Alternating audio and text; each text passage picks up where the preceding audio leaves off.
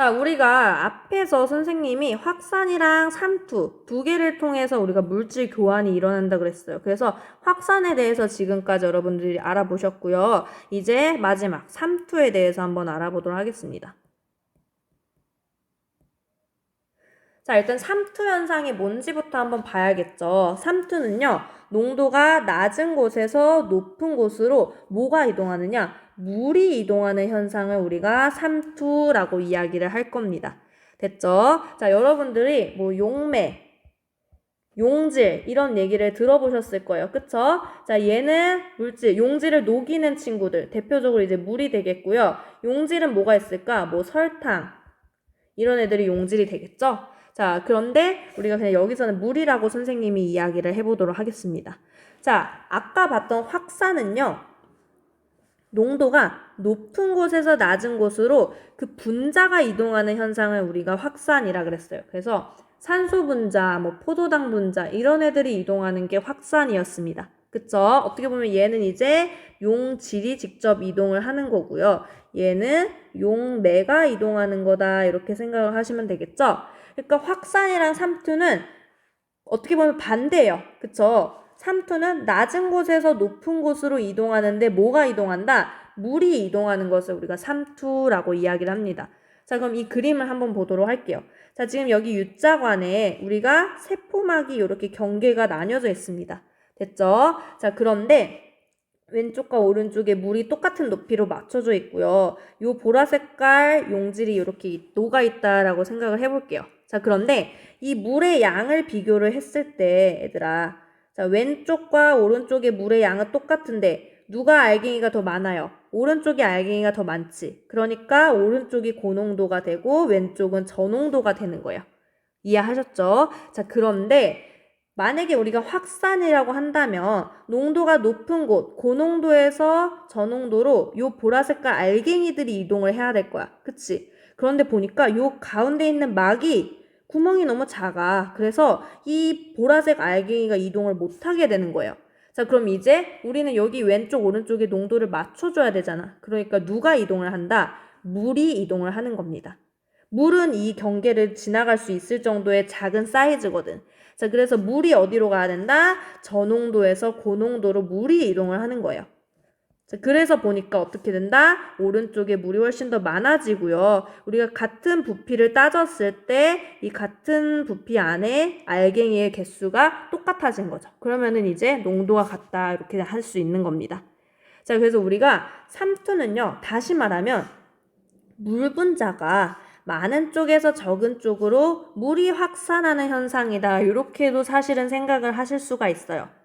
여기에서 말하는 확산은 아까 용질이 이동하는 거였지만 우리가 그 용질 대신에 물이 이동한다라고 생각을 하면 어떻게 보면 물의 입장에서는 고농도에서 저농도로 물이 이동을 하는 거랑 비슷한 거예요. 그치? 자, 그치만 헷갈릴 수가 있으니까 우리가 정확하게 농도가 낮은 곳에서 높은 곳으로 물이 이동하는 현상이다. 이렇게 보시면 정리를 하시면 되겠습니다.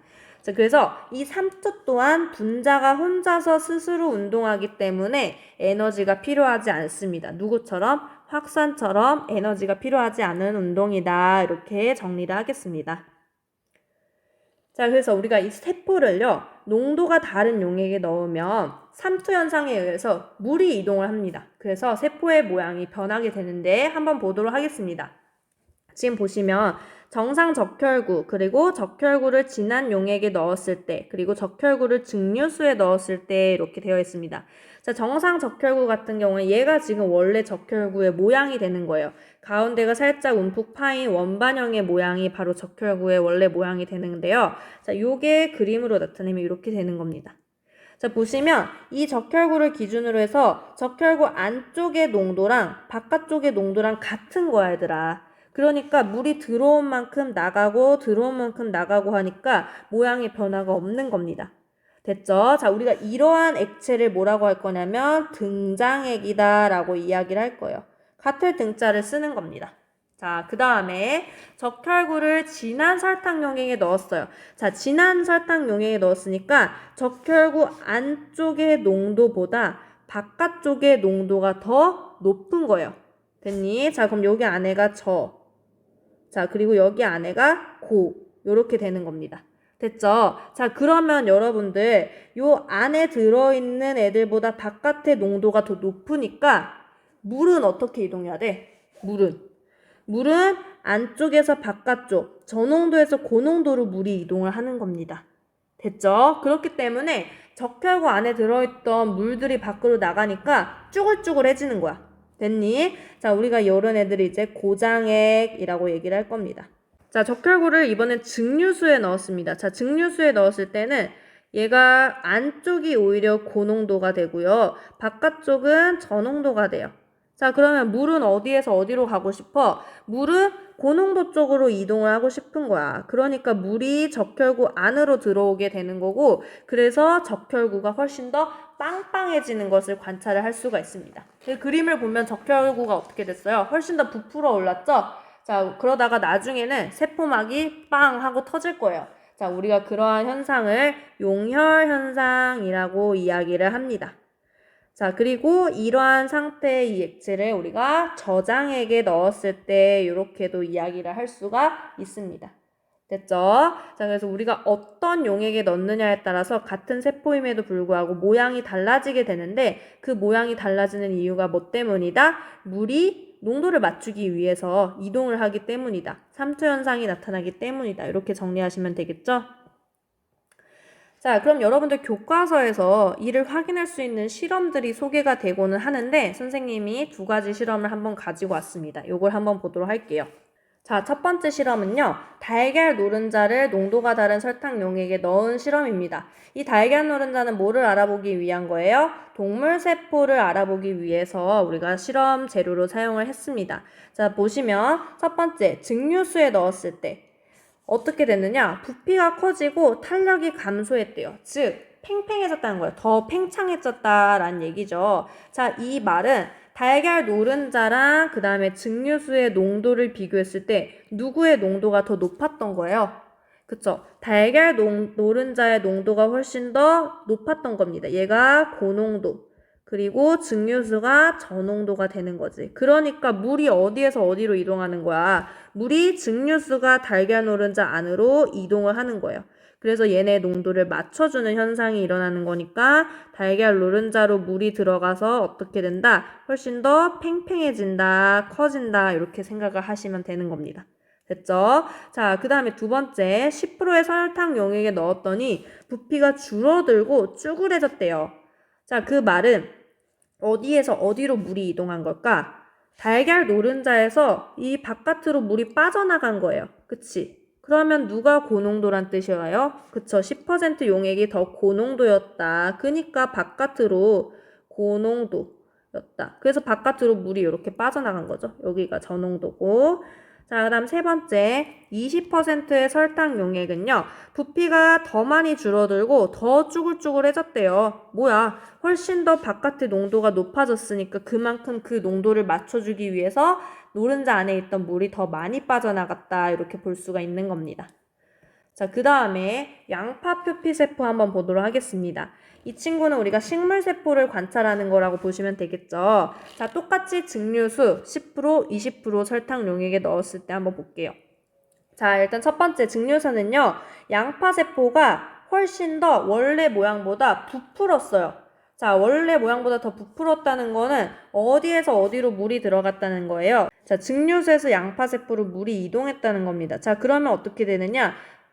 누가 훨씬 더 고농도였다는 뜻이에요. 여기가 고농도고 이쪽이 저농도였다는 거를 알 수가 있는 겁니다. 그래서 이렇게 농도를 비교해 주시면 되겠죠. 자, 이번에 10% 설탕 용액을 보시면 지금 양파세포가 안쪽이 쪼그라들었어요. 그쵸? 안쪽이 쪼그라든 것은 세포 안에서 바깥으로 오히려 물이 빠져나갔다라고 생각을 하시면 되는 거예요. 자, 그러면 누가 농도가 더 높은 거였어요? 10% 용액이 원래 더 농도가 높으니까 이 농도를 맞춰주기 위해서 세포 안에 있던 물이 이동한 거다. 이렇게 보시면 되겠습니다. 그쵸?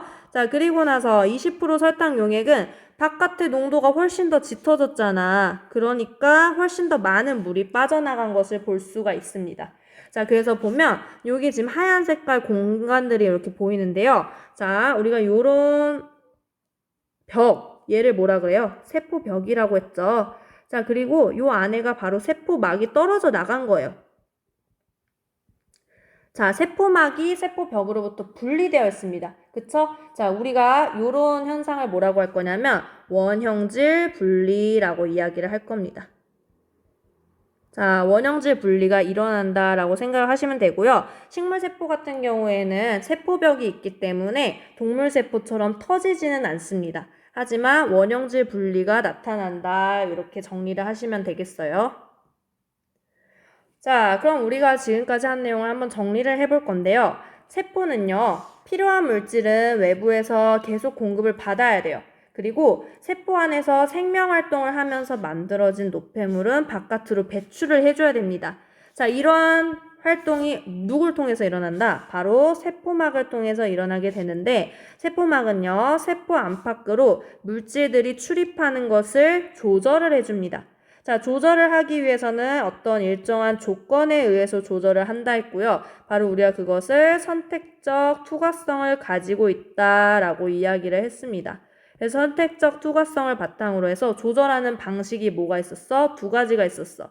확산이랑 삼투 현상에 의해서 조절을 하게 되는데, 확산은 농도가 어디에서 어디로? 농도가 높은 곳에서 낮은 곳으로 분자가 직접 이동을 하는 거였고요. 용질이. 그 다음에 삼투는요, 농도가 낮은 곳에서 높은 곳으로 물이 이동하는 게 삼투였습니다. 그쵸? 자, 그래서 이러한 방식들을 통해서 세포는 안쪽 환경을 일정하게 유지하고 생명활동을 원활하게 수행할 수 있다라는 게 이제 최종 목표가 되는 겁니다. 자, 그래서 지금까지 선생님이랑 세포를 이루고 있는 세포의 구조와 기능에 대해서도 살펴봤고요. 그리고 세포막에서 어떻게 생명 시스템이 작동하는지 이런 것들에 대해서 한번 살펴봤습니다. 혹시 뭐 궁금한 점이 있으면 여러분들이 댓글을 달아주시면 선생님이 최대한 답변이 될 수 있도록 노력을 해보도록 하겠습니다. 자, 그럼 오늘 영상은 여기까지 하도록 하겠습니다. 고생하셨습니다.